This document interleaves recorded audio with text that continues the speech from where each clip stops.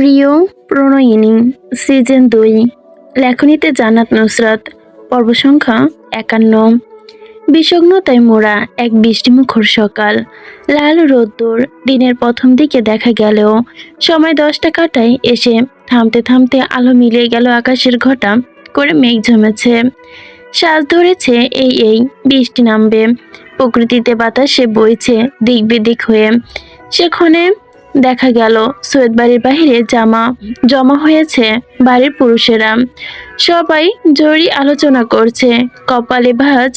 গুরুত্বপূর্ণ কথা বলতে গিয়ে বারংবার চোখের আকার আকৃতি পরিবর্তন হচ্ছে, মুখে চিন্তার রেশ থাকলেও একসাথে ভর করেছে বিরক্তিও। বাড়ির ভেতরে তখন ঠান্ডা। হঠাৎ হঠাৎ জিনিসপত্র নড়াচড়ার আওয়াজ আসছে, সাথে কথা বলার। বিষগ্ন সকালটা আরো বিষগ্ন করে দিতে কানে এসে সকলের বাড়ি খেলো চিৎকার, চেঁচামেচি, ভীষণ অকথ্য ভাষায় সৌরভীর গালাগালি। বাড়ির মহিলারা সবাই সবার দিকে একবার তাকিয়ে নির্বিকার চিত্তে কাছে হাত রাখেন। মুখে রান্না করলেও ঠোঁটের ফাঁক দিয়ে বেরিয়ে আসে এক দীর্ঘশ্বাস।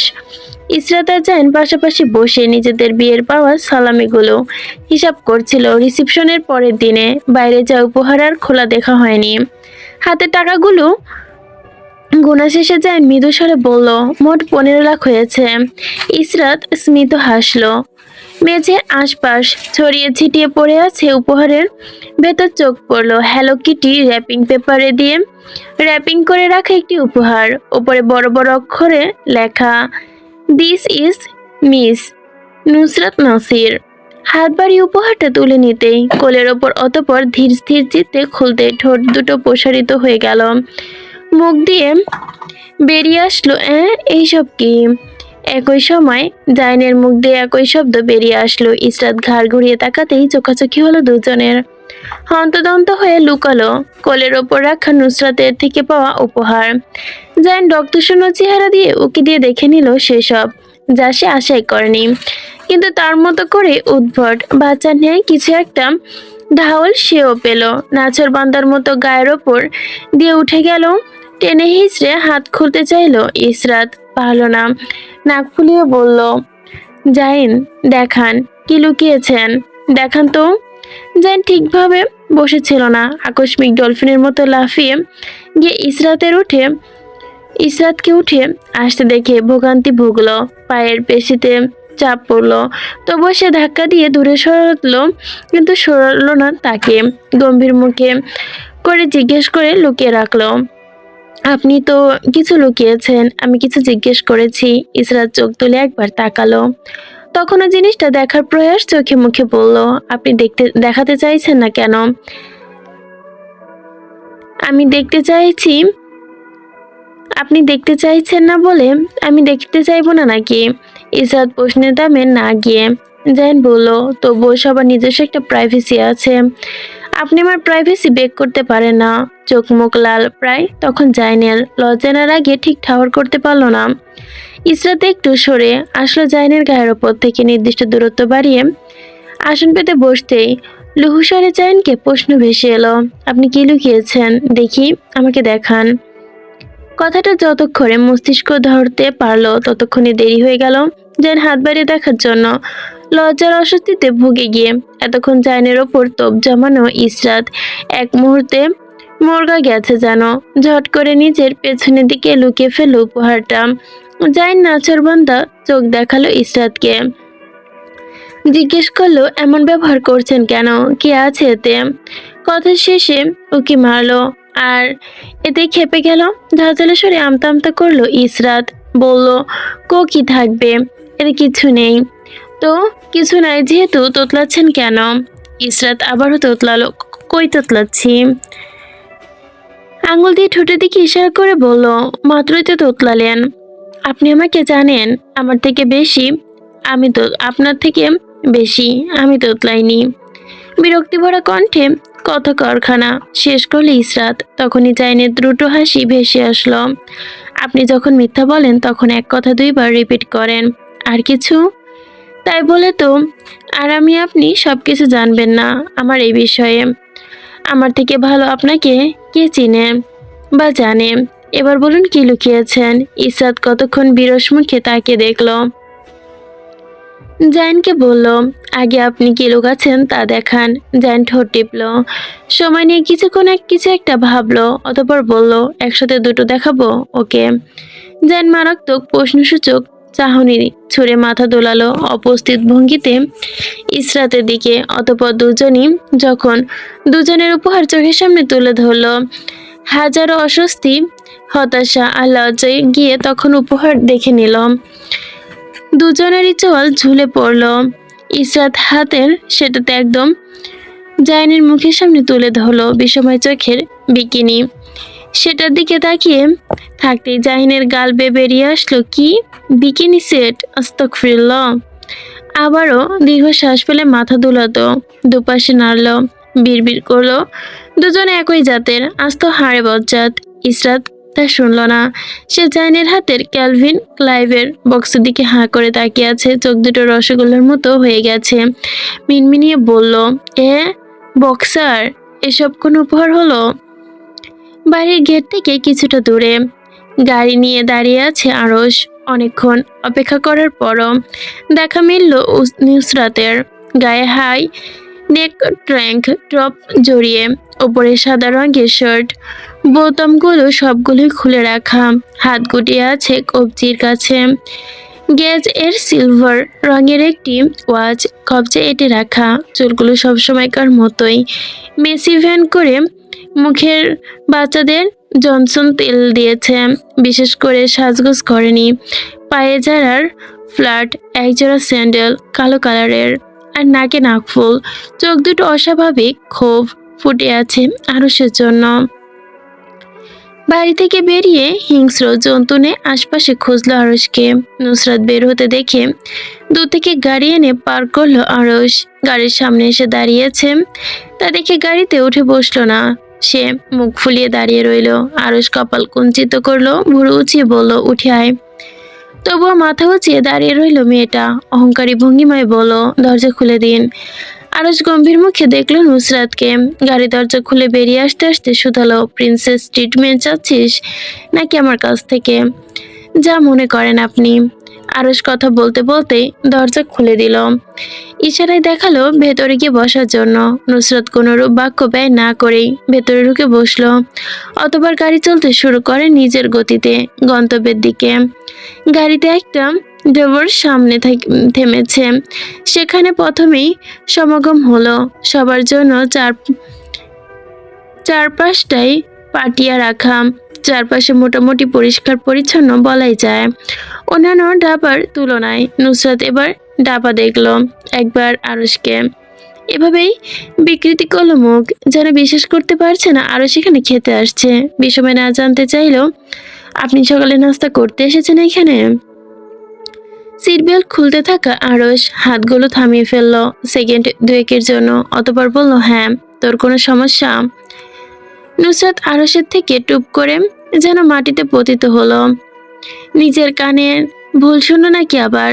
জিজ্ঞাসা করলো, আপনি ডাবায় খাবেন? কপালে ভাঁজ ফেলে আরশ প্রশ্ন ছুড়ে দিল, কেন, আমি কি ডাবায় খেতে পারি না? আমি সেটা বলিনি। আপনার পেট খারাপ করবে না? আমার পেট খারাপ নিলে তোকে এত ডেসপায়ার হতে হবে না। কিন্তু পুরো কথা শেষ হওয়ার আগে আরশ নুসরাতের সিট বেল্ট খুলে দিল। বাকি কথা না শুনে গাড়ি থেকে বেরিয়ে গেল। পেছন পেছন নুসরাতও বের হয়ে গেল তার সাথে। কপালে চিন্তার বলি রেখা। এই শুনুন, এই শুনুন না, 1 মিনিট দাঁড়ান না। এসব খেলে পেট খারাপ করবে আপনার, ডায়রিয়া হয়ে হাসপাতালে ভর্তি হয়ে যাবেন, ইনজেকশন দিবে। আপনি কেন বুঝতে চাচ্ছেন না? এই আরশের চলন্ত পা যেন থেমে গেল নুসরাতের চিৎকারে, চোখ মুখে বিস্ময় ভাব। শৈল ঘুরিয়ে নুসরাতের মুখোমুখি হলো, অগাধ বিস্ময় নিয়ে শুধালো, কি বললি, আবার বল। বলছি এসব খেলে পেট খারাপ করবে, ডাক্তার ইনজেকশন লাগাবে, ইনজেকশন। তোর কি মনে হয় আমি ইনজেকশনে ভয় পাই? কথা শেষ করে উত্তর অপেক্ষা করলো না, বড় বড় পা ফেলে এগিয়ে গেল সম্মুখে। তা দেখে দৌড়ে গিয়ে চেপে ধরে আরশের কাঁধের কাছের কাপড়টা। নুসরাত চোখ পাকিয়ে বলল, দাঁড়ান, কথা শুনুন। আরশ দাঁড়ালো নির্লিপ্ত ভঙ্গিমায়, ইশারা করায় বলার জন্য তার কথা। নুসরাত বলল, দেখুন আরশ ভাই, দেখা। নুসরাত ক্ষোভ নিয়ে তাকালো, তাতে দাঁত পিষে বলল, তুই বেটা শুনবি আমার কথা, মাথা গরম করবি না একদম। তুই তো করে করবি না। আচ্ছা করছি না, শুন আমার কথা। শুনতে ইচ্ছুক নই। আরে শুনুন না, ভীষণ দরকারি কথা। পরে পেট খারাপ হলে বলবেন আমি বলিনি আপনাকে। আরশ ব্যাগি জিন্সের পকেটে হাত ঢুকিয়ে দাঁড়ালো, নুসরাতের দিকে তাকিয়ে বলল, আচ্ছা বল। কপালে গাঢ় ভাঁজ ফেলে বোঝানোর ভঙ্গিমায় বলল, শুনুন আরশ ভাই, আপনারা যেখানে বাড়ির পানি খাচ্ছেন না, বাজার থেকে পানি কিনে এনে খাচ্ছেন, সেখানে এখানকার পানি খাবেন কি করে? নুসরাত চিন্তিত স্বরে বিপরীতে, আরশ তার ঠান্ডা মিশ্রিত কণ্ঠে বলে, মুখ দিয়ে এক মুহূর্ত চিন্তা ধূলিসাৎ হয়ে গেল যেন নুসরাতের। ধূপ করে কিল বসালো আরশের পিঠে, নাক ফুলিয়ে বলল, কুত্তা, তোর পেট খারাপ হবে, দেখে নিস। আয় গিয়ে এসে গিল। গু খাবে বলে পাগল হয়ে গেছে।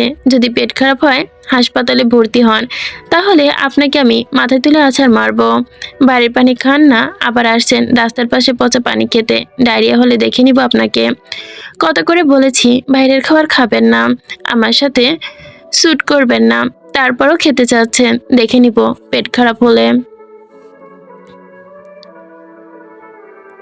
আরশ নুসরাতে তিরিক্ষি মেজাজে হতবিম্বত হয়ে বিপরীত দিকে তাকালো। চুপচাপ তাকিয়ে রইল সেদিকেই, চোখের পাতা ফেলে শুধালো, তুই কি চিন্তা করছিস আমাকে নিয়ে? গরম তাওয়ায় পানি পড়লে যেমন ছেদ করে ওঠে, তেমনি নুসরাত উঠল ধরা পড়া চোরের মতো। তবুও গলার আওয়াজ একটু নিচে নামালো না, আরো উঁচু করলো, চিন্তা আমি? নিজের দিকে আঙ্গুল তুলে তাক করলো, নাক ছিটকালো। আপনার জন্য কোন দুঃখে আমি চিন্তা করতে যাব? শুধু মানবতার খাতিরেই বলেছি। একজন বিলেতি ফিরত পার্সিয়ান মোটা বিড়ালও যদি এমন নষ্ট মাংস খেতে উতলা হতো, তাহলে আমি একইভাবে তাকে থামানোর চেষ্টা করতাম। সেখানে আপনি তো আমার দুঃসম্পর্কে চাচাতো ব্রো, আমার মতো একজন মানুষই।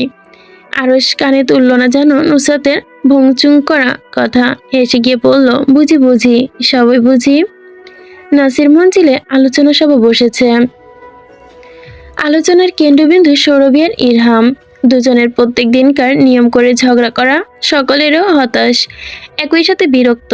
সেই বিরক্তির রেশ কপালে ভেসে আসতে স্পষ্ট সকলের। দুজনকে ডেকে এনে যখন সকলের সামনে দাঁড় করানো হলো, তখন হেলাল সাহেব তিরিক্ষি মেজাজে প্রশ্ন করলেন, তোমাদের সমস্যা কি? প্রতিদিন পাড়ার কূটনীতিদের মতো ঝগড়া করো কেন? আর এত গালাগাল করো বা কেন? বাড়ি বড়দের কি তোমাদের চোখে পড়ে না, না চোখে লাগে না? হেলাল সাহেবের কথা শেষ করতে নাসির সাহেব গলা খাকারি দিয়ে বলা শুরু করলেন, তোমাদের রোজকার এই ঝগড়া দেখে আমরা একটা সিদ্ধান্ত নিয়েছি। ইরহাম নাসির সাহেবের কথায় নড়াচড়া করে দাঁড়ালো, জানতে চাইলো কি সিদ্ধান্ত নিয়েছেন। সোহেদ সাহেব বললেন, রোজকার ক্লেশ, রোজকার মারামারি করার থেকে ভালো তোমরা দুজন সেপারেশনে চলে যাও, না হয় ডিভোর্স নিয়ে নাও। সৌরভীর কথা কানে যেতেই ঠোঁটে হাসি ফুটে উঠল, কিন্তু ইরহামের মাথায় যেন বজ্রপাত হলো। চোখ দুটো কিক্ষ করে নিল, তাকিয়ে রইল, যেন কথাটা সে বোঝেনি। তাই নিজের কানে ভুল মনে করে যেন আবারও শুধালো, কি বললেন, আবার বলুন। সৈয়দ সাহেব আবারও কথাটা রিপিট করলেন। সৌরভী বলল, জি জি, আমি রাজি, আমি সেপারেশন যেতে চাই। শোয়েব সাহেব পুত্রবধূর কথা শুনে ছেলের দিকে তাকালেন, শুধালেন, তোমার কি মত? ইরহাম শান্ত সুরে বলল, আমি সৌরভীকে ডিভোর্স দিব না। হেলাল সাহেব জিজ্ঞাসা করলেন, কেন দিবে না? পরপর প্রশ্নে চোখ তুলে তাকালো ইরহাম বড় চাচার দিকে, মৃদু অথচ শান্ত গলায় বলল, এত মার খেয়ে বিয়ে করেছি, আর আপনাদের মনে হয় আমি সেপারেশনে যাব? একদম না, মোটেও না। সৌরভী চুপচাপ দাঁড়িয়ে, ঠোঁটের কোণে হাসি। ইরহামের অবস্থা উল্টো, তারপরও দীর্ঘ কপালে ভাঁজ। বাপ চাচার কথা মনোপ্রত হয়নি তার। ইরহামের এমন কথা ভাষায় হারিয়ে ফেলছে হেলাল সাহেব। কিছু বলতে যাবেন, সোহেব সাহেব বললেন, তুমি সেপারেশনে যাবে, ডিভোর্সও দিবে, এটা করতে বাধ্য তুমি। আমি মোটেও বাধ্য না। সোহেদ সাহেব ধমকালেন, মুখে মুখে তর্ক করবে না, তুমি বেয়াদবি করছো। ইরহাম তবুও বলল, অবশ্যই করব, এটা আমার আর আমার স্ত্রীর ব্যাপার, যেখানে আপনি বা আব্বু কেউই কথা বলতে পারবেন না। আমি ডিভোর্স দিব না, এটাই আমার শেষ এবং প্রথম কথা। সোহেব সাহেব চোখ পাকিয়ে গলা খাকারি দিলেন ছেলেকে, শাসাতে নাম ধরে ডাকলেন, ইরহাম। ইরহাম থমকালো না। বাবার ধমকে নিজের জায়গায় অটল থেকে স্পষ্ট কণ্ঠে জানিয়ে দিল, কেন আমাকে ধমকাচ্ছেন ছোট চাচ্চু? বা ছোট চাচ্চু ও ছোট আম্মু অমতে বিয়ে করেছিল জোর করে, তখন কেন চাচুকে ধমকালেন না আপনারা? সৈয়দ সাহেব দমে গেলেন। অতীতে নিয়ে প্রশ্ন উঠেছে না? অতর্কিত হামলায় তার দিকে হয়ে যাবে বুঝতে পারেনি তিনি, তাই চোপসানো মুখে জিজ্ঞেস করলেন, তুমি জানলে কিভাবে তোমার চাচিকে আমি কিভাবে বিয়ে করেছি? ইরহাম সৌরভীর হাত চেপে ধরে সামনের দিকে এগোলো, টেনে নিয়ে যেতে যেতে বলল, নুসরাত বলেছে। সকলে বিমূর্ত নেত্রে বসা থেকে এক প্রকর দৌড়ালো সে। নাসির সাহেব ইরহামের তড়িঘড়ি করে যাওয়ার দিকে তাকিয়ে ভিড় ফেরালো।